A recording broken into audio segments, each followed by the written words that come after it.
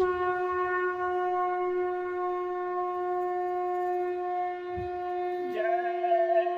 गुरुदेव। जय गुरुदेव।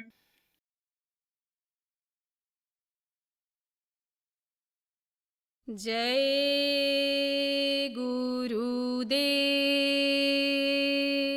जय गुरुदेव।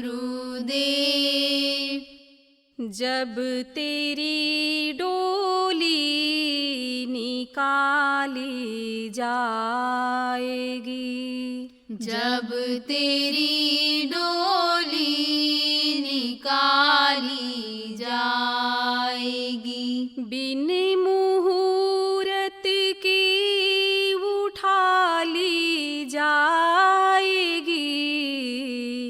जब तेरी डोली निकाली जाएगी, बिन मुहूर्त की उठा ली जाएगी।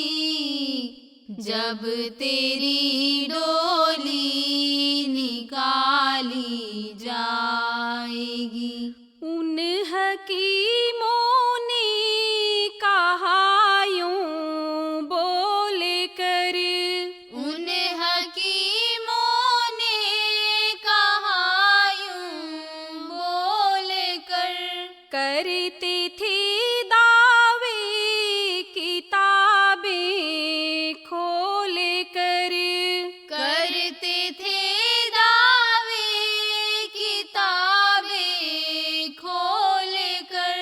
यह दवा हरगिज न खाली जाएगी, यह दवा हरगिज न खाली जाएगी, बिन मुहूर्त के उठा ली जाएगी। जब तेरी डोली निकाली जाएगी, बिन मुहूर्त के उठा ली जाएगी। जब तेरी डोली निकाली जाएगी, जर सिकंदर का यहीं पर रह गया, जर सिकंदर का यहीं पर रह गया। मरते दम लुकमान भी यह कह गया, मरते दम लुकमान भी यह कह गया। वह घड़ी हरगिज न टाली जाएगी, वह घड़ी हरगिज न टाली जाएगी, बिन मुहूर्त के उठा ली जाएगी। जब तेरी डोली निकाली जाएगी, बिन मुहूर्त के उठा ली जाएगी। जब तेरी डोली निकाली जाएगी, क्यों गुलों पर हो रही बुलबुल निशार, क्यों गुलों पर हो रही बुलबुल निसार। है खड़ा माली वो पीछे होशियार, है खड़ा माली वो पीछे होशियार। मार कर गोली गिरा ली जाएगी, मार कर गोली गिरा ली जाएगी, बिन मुहूर्त के उठा ली जाएगी जब तेरी डोली निकाली जाएगी। बिन मुहूर्त के उठा ली जाएगी जब तेरी डोली निकाली जाएगी। होगा जब परलोक में तेरा हिसाब, होगा जब परलोक में तेरा हिसाब। कैसे मुकरोगे बता दो ऐ जनाब, कैसे मुकरोगे बता दो ऐ जनाब। जब बही तेरी निकाली जाएगी, जब बही तेरी निकाली जाएगी। बिन मुहूर्त के उठा ली जाएगी जब तेरी डोली निकाली जाएगी। बिन मुहूर्त के उठा ली जाएगी जब तेरी डोली निकाली जाएगी। ऐ मुसाफिर क्यों बिसरता है यहाँ, ऐ मुसाफिर क्यों बिसरता है यहाँ। यह किराए का मिला तुझको मकान, यह किराए का मिला तुझको मकान। कोठरी खाली करा ली जाएगी, कोठरी खाली करा ली जाएगी। बिन मुहूर्त के उठा ली जाएगी जब तेरी डोली निकाली जाएगी। बिन मुहूर्त के उठा ली जाएगी जब तेरी डोली निकाली जाएगी। जय गुरुदेव, जय गुरुदेव।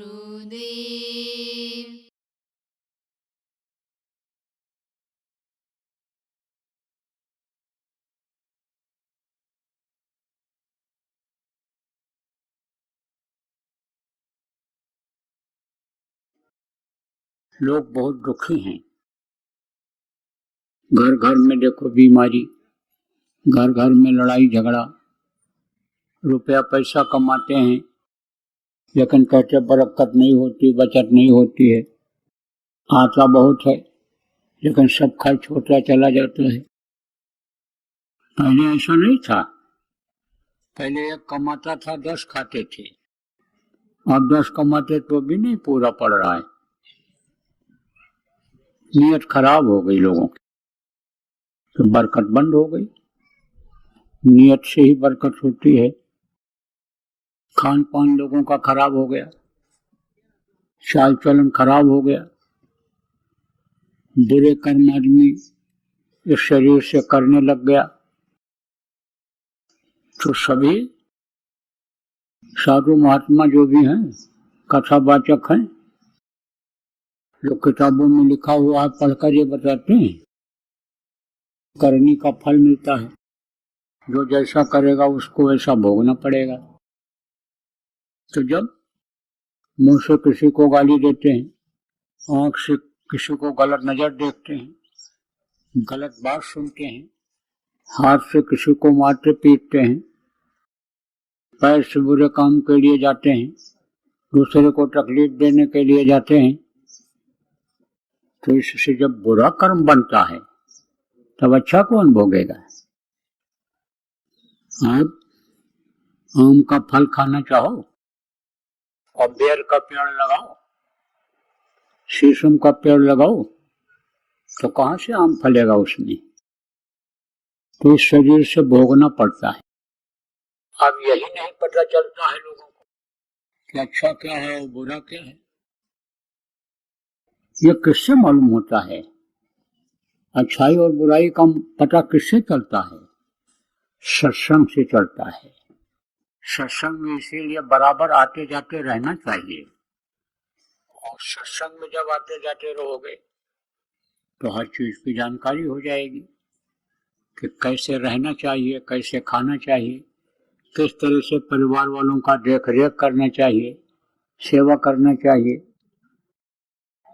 बच्चों पर भी उसका संस्कार पड़ता है।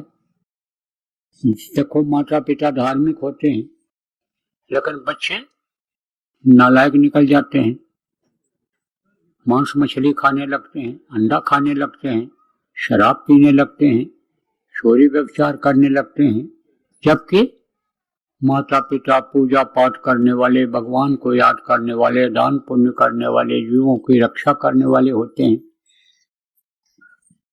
लेकिन जब बराबर बच्चों को भी सत्संग में ले जाया जाता है, और सत्संग जब बच्चे सुनते रहते हैं, वो बच्चे फिर नहीं बिगड़ते हैं। इसलिए बराबर बच्चों में भी संस्कार डालना चाहिए, लाना चाहिए सत्संगों में। देखो प्रेमियों, इस दुनिया में बदलाव होता रहता है। अभी दिन है, रात हो जाएगी, और रात खत्म होगी, सवेरा होगा, फिर दोपहर होगा, फिर शाम होगी, फिर रात हो जाएगी। दिन बदल जाता है, तारीख बदल जाती है, महीना बदल जाता है, तो ये बदलाव होता रहता है। अब ये जो बदलाव होता है, तारीख बदलती है, महीना बदलता है, उसमें क्या होता है? उम्र कम होती है, जीने के लिए उम्र मिली है। श्वास देखो ये बंद हो जाता है, भी बंद कर लो नाक और मुंह, तो दम घुट जाएगा, खत्म हो जाओगे। तो इसलिए श्वास मिलता है खर्च करने के लिए, गिन करके, और जैसे ये खत्म होगा श्वास, तैसे ये शरीर धड़ाम से गिर जाएगा, कहीं भी रहेगा, चाहे कोई स्त्री हो, चाहे पुरुष हो, चाहे बच्चा हो। जिसका समय पूरा हुआ उसी जगह वो गिर जाएगा। ये कोई खाली कराने वाला इंतजार नहीं करेगा, वो जिसने ये मनुष्य शरीर बनाया है और समय दिया है इसके लिए कि तुम जाओ इतना दिन जियो, वो कोई रियायत नहीं करता है कि हम घर पहुंच जाएं, जानवरों को देख लें, बच्चों को एक बार देख लें, रोटी खा लें, तब हमको ले चलो। कुछ नहीं, तुरंत खाली कराता है। अब आप ये सोचो कि जब जीव इसमें नहीं रह जाएगा, प्राण निकल जाएगा, तब यह हाथ पैर हिलेगा? कुछ नहीं। कुछ खा पर सकते हो, टट्टी पेशाब कर सकते हो, कुछ बोल सकते हो?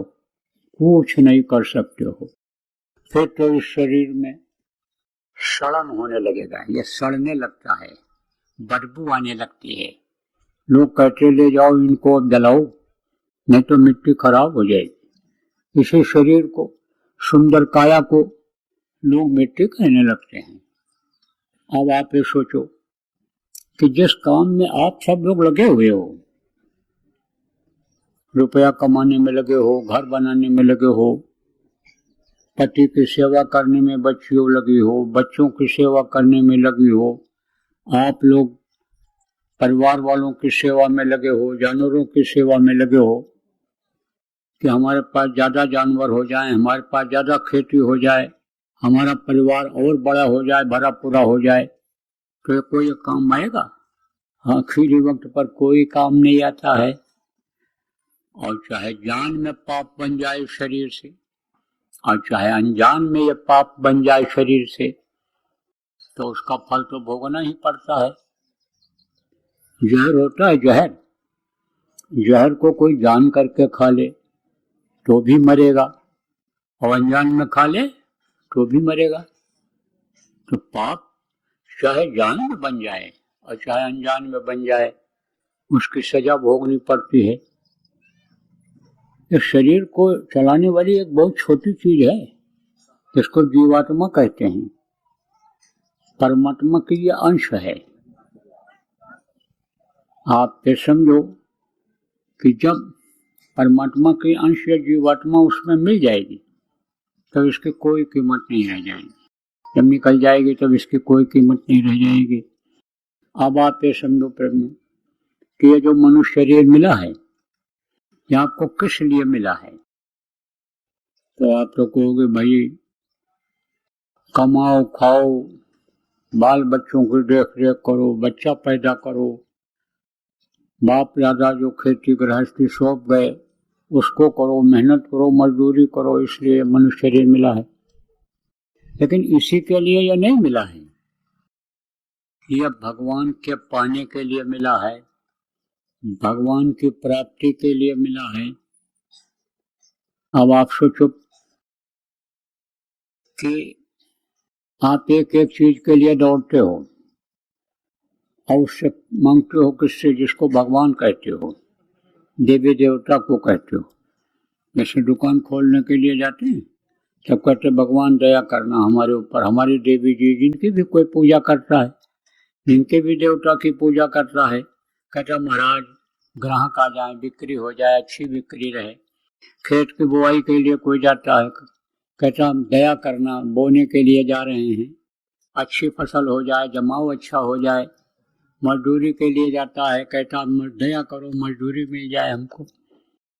तो अब आप ये समझो कि जिन देवी देवताओं से मांगते रहते हैं, दया दुआ मांगते रहते हैं, भगवान से दया दुआ मांगते रहते हैं, जिनको देखते भी नहीं है उनसे मांगते रहते हैं, अब वो अगर आपको मिल जाए, वो अगर आपको मिल जाए, उनसे आपका प्रेम हो जाए, तो आपके पास कोई कमी रहेगी? नहीं रहेगी।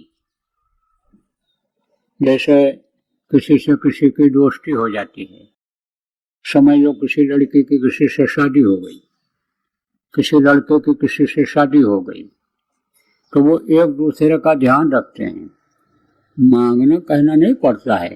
क्यों ध्यान रखते हैं? प्रेम में ध्यान रखते हैं। बना के खिलाना है, इनको समय से मिल जाए, वो भी उनका ध्यान रखते हैं। लड़की का जो ब्याह करके लाते उसका ध्यान रखते हैं, प्रेम हो जाता है। ऐसे उस प्रभु से अगर प्रेम हो जाए और प्रभु आपको मिल जाए तब एक एक चीज आपको मांगने की जरूरत नहीं पड़ेगी। फिर तो जिस चीज की इच्छा करोगे आप, वो चीज आपके लिए हाजिर हो जाएगी। कैसे आएगी, कहां से आएगी, यह आपको भी नहीं पता है, लेकिन जरूरत की चीज वो आ जाएगी। अब आप कहोगे बाबा ऐसे बोल रहे होंगे, ऐसे नहीं बोल रहा हूं। आप समझो मोटी बात कि हमको अगर कोई चीज की कोई जरूरत पड़ी तो वो चीज आज आ जाती है, आज आ जाती है। और अब तो अगर 2 घंटा पहले हम सोच लें कोई चीज की जरूरत है इसकी, तो किसी न किसी को प्रेरणा हो जाती है और वो चीज ले आता है। एक कहावत है ना, बैठे भोजन दे मुरारी, न हल चले न चले कुदारी। बैठे बैठे ये चीजें हो जाती। तो अब इस समय पर अगर भगवान के भजन के लिए, पूजा के लिए कहा जाए, याद करने के लिए, तो कर नहीं पाओगे सब लोग। क्यों नहीं कर पाओगे? मन लगा हुआ है कमाने में, मन लगा हुआ है खाने में, मन लगा हुआ है जानवरों में, मन लगा हुआ है पति में, पत्नी में, बच्चों में, इधर उधर मन लगा हुआ है। और मन तो एक ही है, मन एक ही है। तो जब एक ही मन है तो जहां लगाओगे वहीं तो लगेगा। जब उधर लगा हुआ तो भगवान में कैसे लगेगा? भगवान को कैसे याद कर पाओगे? आप नामदानी हो, आपसे कहा जाए कि ध्यान लगाओ, और ध्यान लगाने के लिए कहा भी जाता है, भजन करने के लिए भी आपको बताया गया, सुमरन करने के लिए भी बताया गया। लेकिन पूछा जाए कि ध्यान लगाया तो कोई दिखाई पड़ा? कहोगे नहीं, भजन के लिए बैठाया गया और कहा गया कि कुछ सुनाई पड़ा, तब कहोगे नहीं। पूछा जाए क्यों, तब कहोगे मन ही नहीं रुका है। जहां आपने बताया ध्यान लगाने के लिए वहां ध्यान लगा ही नहीं, जो आवाज पकड़ने का था वो पकड़ में आया ही नहीं, मन इधर उधर चला गया। तो मन जब इधर उधर चला जाएगा तब कहां से दिखाई सुनाई पड़ेगा।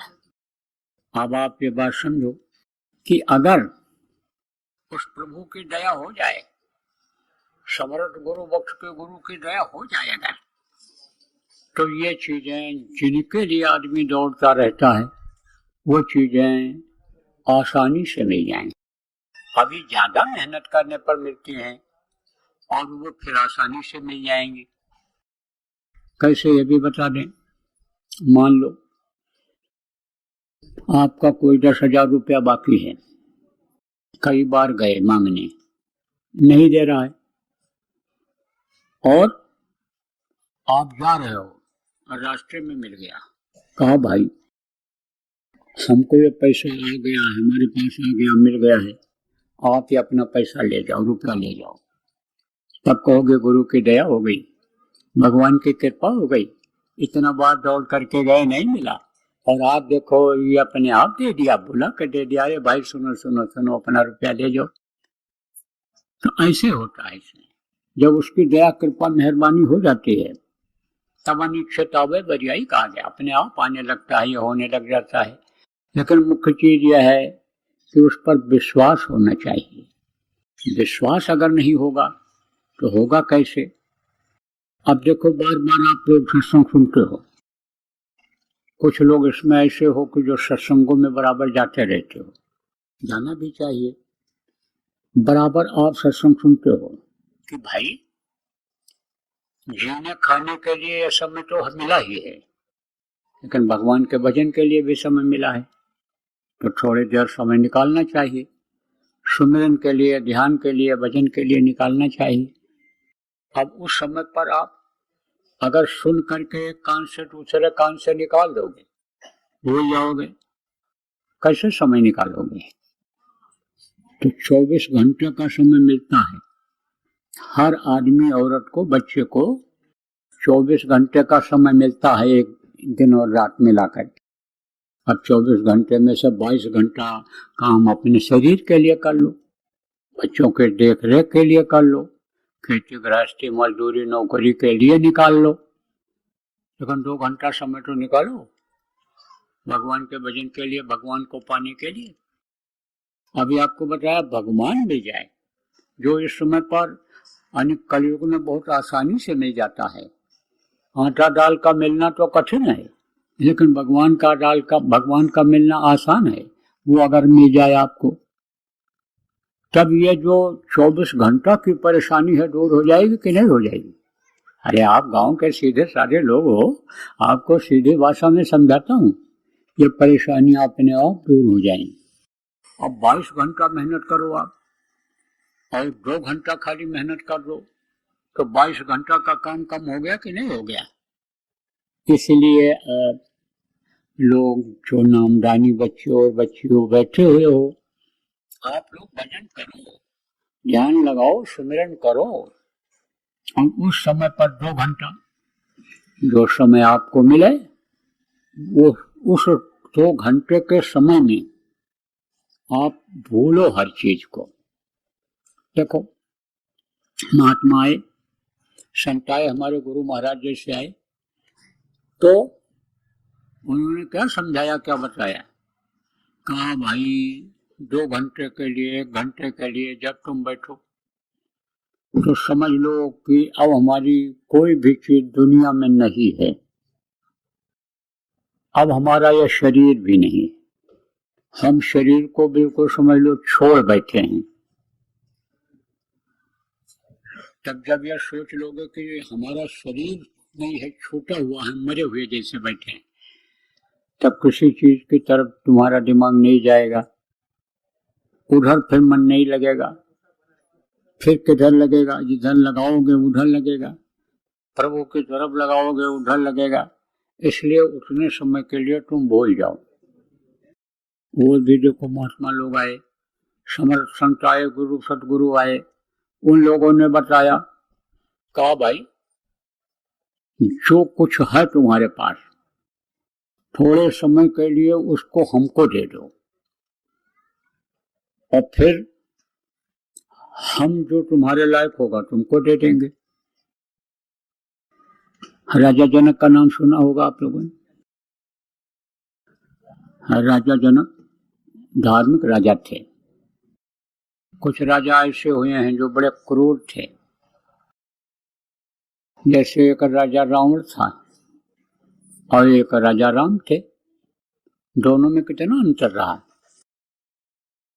इसी तरह से धार्मिक और क्रूर, अत्याचारी, पापाचारी और समझो परोपकारी, ये दो तरह के हुए हैं अलग अलग।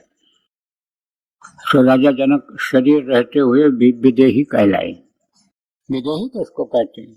शरीर यहाँ रहा है और जीवात्मा ऊपरी लोकों में रहा है, जान न रहा है इसमें, बिल्कुल बैठा तो रहा है आदमी, हड्डी मांस ये सड़ता नहीं है जब तक प्राण रहते हैं, लेकिन जीवात्मा ऊपरी लोकों में रहती तो वो इस मुंह से उस वक्त पर बोल नहीं सकते हैं जब तक इसके अंदर नहीं आएगी जीवात्मा। विदेही कहलाए।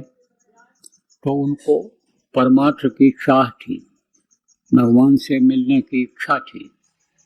जगह जगह पर कार्यक्रम कराते रहते थे, तो कभी ऐसे जाते थे बैठ जाते थे, कभी वेश बदल करके जाते थे, सत्संग सुन करके आते थे।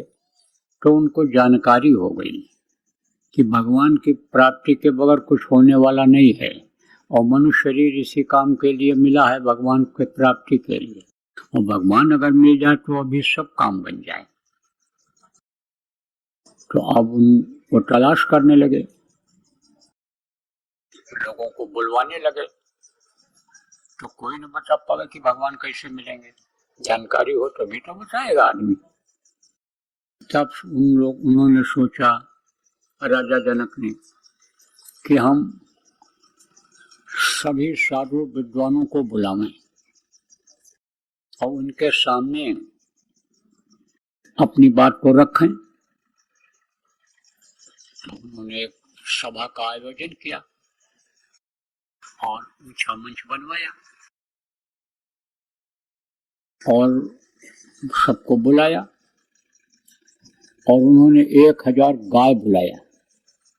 उनके सींग के ऊपर 20-20 सरफियां बांधी और बोले कि जो हमारी शंका का समाधान कर ले जाएगा, बोध करा ले जाएगा, ज्ञान करा ले जाएगा, जो हमको प्रभु से मिलवाएगा, उसको सम्मान में इसको दिया जाएगा, दान में दिया जाएगा।